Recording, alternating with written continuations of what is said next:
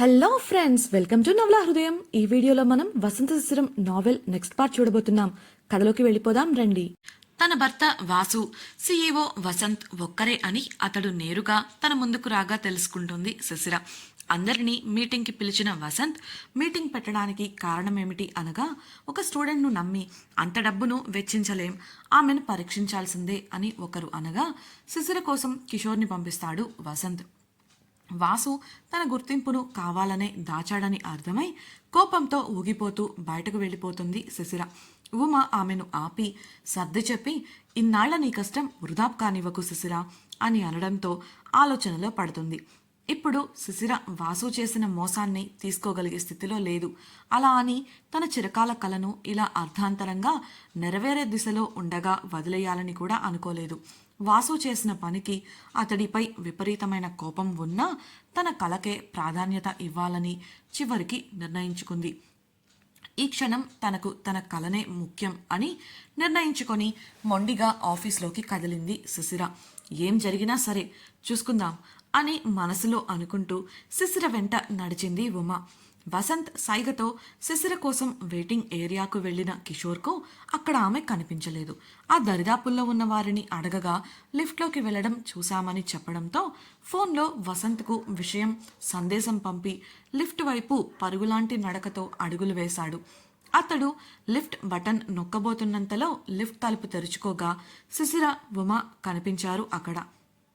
ఆమెను చూడటమే ఆమె కోపంగా ఉందని అర్థం చేసుకున్నాడు కిషోర్. అతిగా మాట్లాడకుండా నేరుగా విషయానికి వస్తూ, మీటింగ్ హాల్లో అంతా మీకోసం వెయిట్ చేస్తున్నారు అని చెప్పగా తన కోపాన్ని కళ్లల్లోనే ఆపేస్తూ అతన్ని అనుసరించింది శిశిర. కిషోర్ ఆమెను మీటింగ్ హాల్ వైపు తీసుకెళ్లగా అతనితో కూడా మాట్లాడకుండా లోపలికి వెళ్ళింది శిశిర. అలా వెళుతున్న సమయంలో ఉమ అతన్ని కొట్టేలా చూడగా ఆ విషయాన్ని గమనించాడు కిషోర్. కానీ ఏమీ మాట్లాడకుండా మౌనంగా వసంత్ పక్కకు వెళ్ళి కూర్చుంటాడు. అక్కడ ఉన్న స్టాఫ్లో ఒకరు శిశిర విమలకు వారి స్థానాలను చూపించగా వెళ్ళి కూర్చుంటారు. ఆ గదికి వెళ్ళిన దగ్గర నుండి అందరూ వారినే ఆశ్చర్యపోతూ అనుమానంగా చూస్తున్నారు.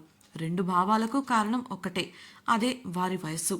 కిషోర్ లేచి శిశిరను మీటింగ్లో ఉన్న అందరికీ పరిచయం చేశాడు. వాళ్ళు కూడా మర్యాదగా అక్కడున్న వారికి విష్ చేశారు. బోర్డు మెంబర్స్లోని ఒక వ్యక్తి మాట్లాడుతూ, ఇంత చిన్న వయసులో ఎలాంటి అనుభవం లేకుండా ఇలాంటి ఒక బిజినెస్ ప్లాన్ వేసుకున్నారంటే అసలు నమ్మశక్యంగా లేదు అని అనగా అతని మాటలలోనే ద్వంద్వార్థాలను అర్థం చేసుకున్నారు శిశిర, ఉమ మరియు వసంత్. అతనెవరో కాదు, ముందు నుండి ఈ మీటింగ్ని పెట్టాలని మిగతా వారిపై ఒత్తిడి తీసుకొచ్చిన వ్యక్తి. అందుకు ఉమ బదులిస్తూ, ఇక్కడ మీరు చెప్పిన దాంట్లో చిన్న మిస్టేక్ ఉంది. ఈ బిజినెస్ ప్లాన్ పూర్తిగా శిశిరదే. నేను కేవలం తన టీం సభ్యురాలిని. ఆలోచనలు, ప్రణాళికలు, నిర్ణయాలు అన్నీ తనవే అని చెప్పగా ఆ వ్యక్తి శిశిర వంక నొసలు చిట్లించి చూశాడు. ఆమె మౌనంగా నిలబడి ఉంది. ఆ వ్యక్తి మళ్ళీ మాట్లాడుతూ, అసలు ఏ అనుభవం, అవగాహన లేని మిమ్మల్ని నమ్మి మేమెందుకు అంత డబ్బు పెట్టుబడి పెట్టాలి? మీ ప్లాన్ పనిచేస్తున్నందన్న నమ్మకం ఏంటి? బిజినెస్ చేయడం అంటే పిల్లల ఆట కాదు, మిమ్మల్ని మేము నమ్మలేం అని కాస్త కోపం నిండిన స్వరంలోనే అన్నాడు. కావాలని శిశిరను రెచ్చగొట్టాలనేది అతడి ఉద్దేశం. అతడి మాటలకు చిన్నగా నవ్విన శిశిర ఒక అడుగు ముందుకు వేసి నిలబడి, మాకు అనుభవం లేదు నిజమే, కానీ అవగాహన లేదని మీరెలా చెప్పగలరు? కనీసం మనకు ముఖపరిచయం కూడా లేదు. అలాంటప్పుడు నా ఆలోచనల గురించి, సామర్థ్యాల గురించి మీరు ఎలా జడ్జ్ చేయగలరు? పట్టుకొని చూస్తేనే కదా బట్ట నాణ్యత తెలుస్తుంది, తింటే భోజనం రుచి తెలుస్తుంది. అలాగే అవకాశం ఇస్తే కదా ఒక మనిషి సామర్థ్యాలు బయటపడేది. అంతేకాదు, ఏ అవగాహన లేకుండా తయారు చేసుకున్న ప్లాన్ గురించి ఈరోజు ఇక్కడ ఇంతమంది తమ పనులను మానుకొని మరీ కూడరు కదా అని సున్నితంగా అంది. ఆ మాటలు సున్నితంగానే ఉన్నాయి, కానీ అతడికి కాస్త గట్టిగానే తగిలాయి. అక్కడున్న స్టాఫ్లో కొందరు చిన్నగా నవ్వుకున్నారు కూడా. దాంతో అతని ముఖం వాడిపోగా పిడికిలి బిగించాడు. నిజానికి శిశిరను రెచ్చగొట్టి ఏదైనా గొడవ జరిగేలా చేయాలనుకున్నాడు. కానీ శిశిర మాటలు అతని ప్లాన్ను తిప్పికొట్టాయి. అసలు శిశిర మాటలలో ఉన్న కోపం పూర్తిగా వసంత్పై. పాపం అది తెలియకుండా వాగి ఆ బోర్డు మెంబర్స్ మధ్యలో బలయ్యాడు. అతడు ఆవేశంగా ఇంకేదో అనేంతలో మరో వ్యక్తి మాట్లాడుతూ, ఆయన అన్న మాటలను తప్పుగా తీసుకోవద్దు మిస్ శిశిర. మీ బిజినెస్ ప్లాన్ చాలా అద్భుతంగా ఉంది, నేను చూశాను. కానీ ఒకసారి మిమ్మల్ని కూడా కలిస్తే బాగుంటుంది అనిపించింది. అందుకే ఈ మీటింగ్ ఏర్పాటు చేయాల్సి వచ్చింది. మీ ప్రణాళిక గురించి మాకు కొన్ని అనుమానాలున్నాయి. మీరు ఏమీ అనుకోకపోతే ఈ మీటింగ్లో మేము వాటి గురించి మీతో డిస్కస్ చేయాలనుకుంటున్నాం అని చెప్పగా శిశిర తప్పకుండా అంది నవ్వుతూ. డియర్ ఫ్రెండ్స్, నాదొక చిన్న రిక్వెస్ట్. మీరు చేసే చిన్న లైక్ మరియు కమెంట్ నాకు కొండంత ప్రోత్సాహాన్నిచ్చి మరిన్ని ఇంట్రెస్టింగ్ నావెల్స్ని అందించేలా సపోర్ట్ ఇస్తుంది. అలాగే ఛానల్ను సబ్స్క్రైబ్ చేయడం మరొకండి ప్లీజ్. ఆ వ్యక్తి పేరు ఆచారి. ఆయన వయస్సు 70 పైనే. ఆ కంపెనీలో ఉన్న వారందరిలోకి అతడే సీనియర్ మెంబర్. ఆయన మాటలు సున్నితంగా మర్యాదగా ఉండటంతో శిశిర కూడా తగ్గి మర్యాదగా మాట్లాడింది. ఆమె ప్రవర్తనలోని మార్పును ఇట్టే గమనించారు అంతా. ఇక ఒక్కొక్కరుగా తమ అనుమానాలను ఆమె ముందు పెట్టగా ఓపికగా విపులంగా వారికి వాటిని వివరించింది శిశిర.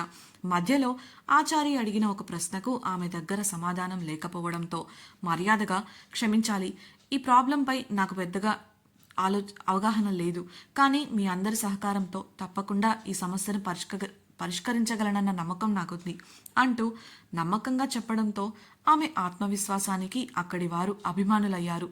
మీటింగ్లో హాల్లో శిశిర బోర్డు మెంబర్స్ అడిగిన అన్ని ప్రశ్నలకు సరిగ్గా సమాధానాలు చెప్పింది. వాళ్ళు ప్రాజెక్టులోని కొన్ని ముఖ్యమైన విషయాలపై అనుమానాలు వ్యక్తపరచగా వాటిని తన సమాధానాలతో తీర్చేసింది శిశిర. అలా జరుగుతున్న సమయంలో శిశిర ఒక్కసారి కూడా వసంత్ వంక చూడలేదు. కానీ వసంత్ మాత్రం రిలాక్స్డ్గా తన సీట్లో వెనక్కి వాలి కూర్చొని ఆమెను చూస్తూ ఉన్నాడు. ఆ చూపులు కేవలం ఆమె చెబుతున్నది వింటూ ఆమెను పరిశీలిస్తున్నట్లే ఉన్నాయి. కానీ కిషోర్ మాత్రం అదంతా చూసి మనసులో, ఈ భూమి మీద పబ్లిక్గా పెళ్ళానికి బీట్ కొట్టే క్యాండిడేట్ వీడు మాత్రమే అయ్యుంటాడు అనుకున్నాడు. శిశిర సమాధానాలతో అక్కడి వారంతా ఇంప్రెస్ అవ్వగా అందరూ ఆమెను అభినందించి లేచి నిలబడ్డారు. బోర్డు మెంబర్స్లో సీనియర్ అయిన ఆచారి, మీతో కలిసి పనిచేయడం చాలా సంతోషంగా ఉంది అని చెప్పడంతో శిశిర కాస్త సంతోషించింది. అతడు వసంత్తో, ఇక మాకు ఎలాంటి డౌట్స్, అభ్యంతరాలు లేవు మిస్టర్ వసంత్ అని చెప్పగా అందరూ అతన్ని సమర్థిస్తారు. కానీ ముందుగా శిశిరతో పుల్లవిరుపుగా మాట్లాడిన వ్యక్తి మాత్రం ముఖం వేలాడేసుకొని మౌనంగా నిలబడ్డాడు. తన సీట్లోంచి లేచిన వసంత్, మీరంతా వెళ్ళొచ్చు అని చెప్తూ శిశిర దగ్గరకు నడిచాడు.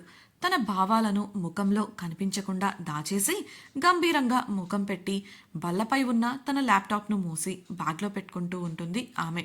వసంత్ శిశిర వైపు అడుగులు వేయగా అదే సమయంలో ఆచారి కూడా శిశిర దగ్గరకు వెళ్ళాడు.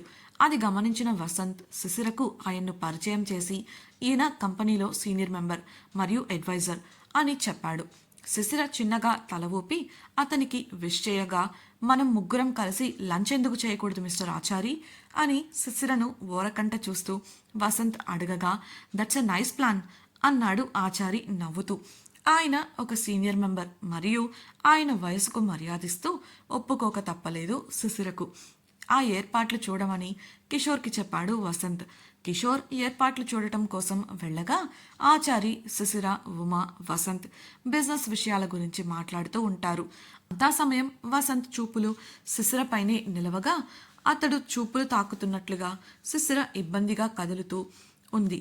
మధ్యలో కోపంగా ఒక చూపు అతని వైపు విసురుతుంటే తనను కాదన్నట్లు తల పక్కకు తిప్పుతున్నాడు వసంత్. ఇంత జరిగినా అతని ముఖంలో చిరుదరహాసం అలానే ఉంది. ఇదంతా ఉమ పక్కనే ఉండి గమనిస్తూనే ఉంది. ఇంత గోల జరిగేలా చేసి ఇంత ధైర్యంగా ఎలా నవ్వుతున్నారు ఈ వాసు గారు, కాదు వసంత్ గారు, వామ్మో నాకే ఇంత కన్ఫ్యూజన్గా ఉంది. పాపం శిశిర మనసులోనే అనుకుంది ఉమ.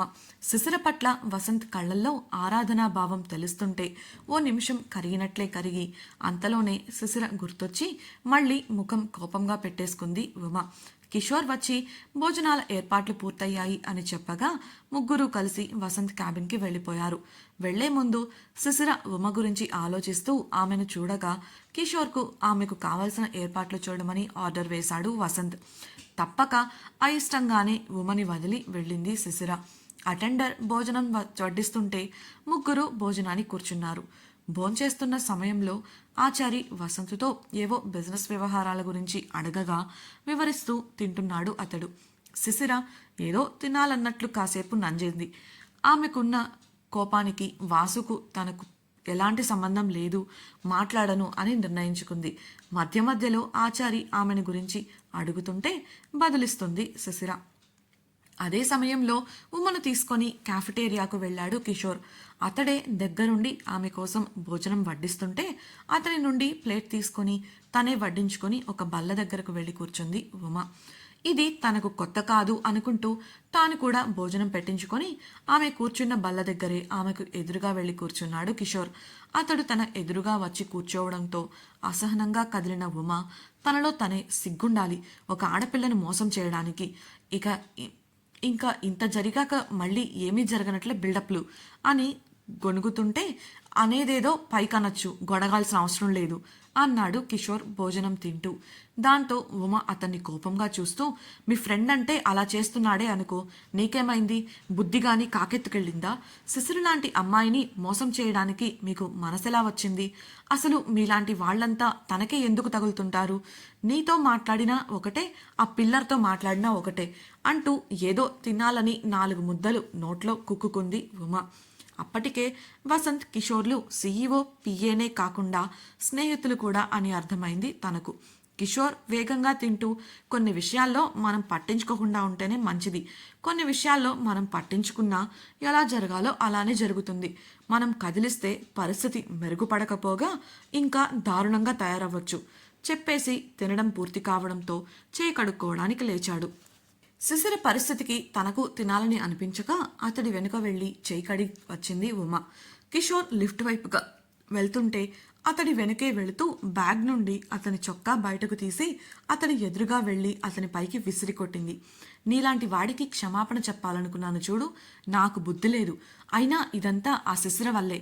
ఊరికే ఎవరిని పడితే వారిని నమ్మేసి అన్నయ్య అన్నయ్య అంటుంది, వాళ్ళేమో ఇలా కొంపలు ముంచుతారు అని ఇంకా నోటికొచ్చినట్లు అరుస్తుంటే విని సహించలేకపోయాడు కిషోర్. కింద పడిన తన షర్ట్ చేతికి తీసుకొని అసహనంగా ఆమె వంక చూశాడు. ఆమె ఇంకా ఏదో అంటుంటే అటుగా ఎవరో వస్తున్నట్లు అతడికి అలికిడి వినిపించి ఉమను ఒడిసి పట్టుకొని ఆమె నోరు నొక్కేసి పక్కనే ఉన్న గదిలోకి తీసుకెళ్లాడు. అతడు చేసిన పనికి బిత్తరపోయింది ఉమ. అతడి నుండి విడిపించుకోవాలని చూసింది, కానీ కుదరలేదు. గదిలోకి వెళ్ళగానే ఆమెను వదిలి తలుపు వేసేసి వేలు చూపిస్తూ, నోరు తెరిచావంటే కుట్టేస్తాను, ఏమనుకుంటున్నావో? ఏంటే ఊరికే ఊరుకుంటుంటే రెచ్చిపోతున్నావు? ఇది నా అడ్డా, నువ్వు ఏదన్నా భరించడానికి ఇక్కడ ఎవ్వరూ ఖాళీగా కూర్చోలేదు. ఎక్కువ చేశావంటే మనుషులను పెట్టి కొట్టించేస్తాను, అడిగే వాళ్ళు కూడా ఉండరు.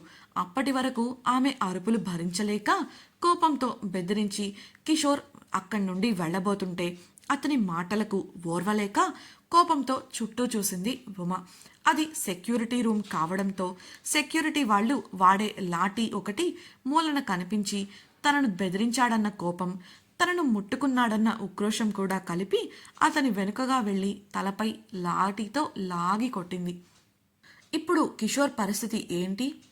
ఉమకు కిషోర్పై ఎందుకంత కోపం? వసంత్ శిశిరల మధ్య దూరం పెరగబోతుందా? శిశిర బిజినెస్ ప్లాన్కు పెట్టుబడి కన్ఫర్మ్ అయినట్లేనా? తెలుసుకోవాలనుకుంటున్నారా? అయితే తప్పకుండా ఛానల్ని సబ్స్క్రైబ్ చేసి వసంత శిశిరం రాబోయే ఎపిసోడ్స్ని వినేయండి. మీకు ఈ వీడియో నచ్చినట్లయితే లైక్ చేసి తప్పకుండా కామెంట్ సెక్షన్లో మీ అభిప్రాయాలను తెలియజేయండి. Thank you for listening.